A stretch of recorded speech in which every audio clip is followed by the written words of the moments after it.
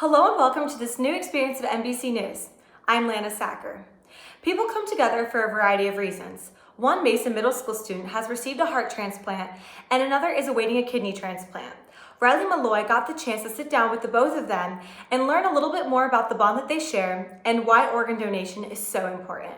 Most 8th graders around this time are worried about what classes to take next year or touring the high school. But for these two MMS students, the worry goes far beyond their education and into their health than what math class they're going to take next year. MMS 8th grader Nadia Khan has had to go through extensive amounts of treatment and dialysis in order to be eligible for a kidney transplant. I've become a lot more patient because when you have to wait like 14 to 18 months for a kidney, you have to be super patient and kind of deal with things that you don't want to.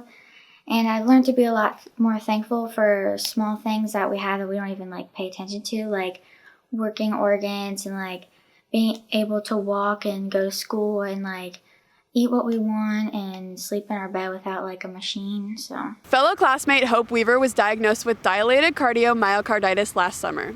She received a heart transplant on January 23rd and while recovering in the hospital met a young girl named Hadley. Hadley also needs a transplant. An organ donation will allow Hadley to receive the heart she needs to survive. Hadley's 2. She's waiting for a transplant. I met in the hospital. But on Valentine's Day, they got the call that they got the heart, but then the 2 o'clock in the morning, they called and said the donor's heart didn't work since she didn't get a heart. You can save people's lives if you're an organ donor. Being an organ donor is super important if you have the chance in your lifetime because you could be saving someone's life like mine because you can't live forever on a machine, and honestly, having to live with a machine to be healthy and stay alive, you have a lot of boundaries and limits, and having a transplant would take those away and it'd make things a lot better. Nadia and Hope both agree that having someone who understands what the other is going through has helped ease this difficult experience. You can kind of relate to them, and then they understand, and other people just don't understand.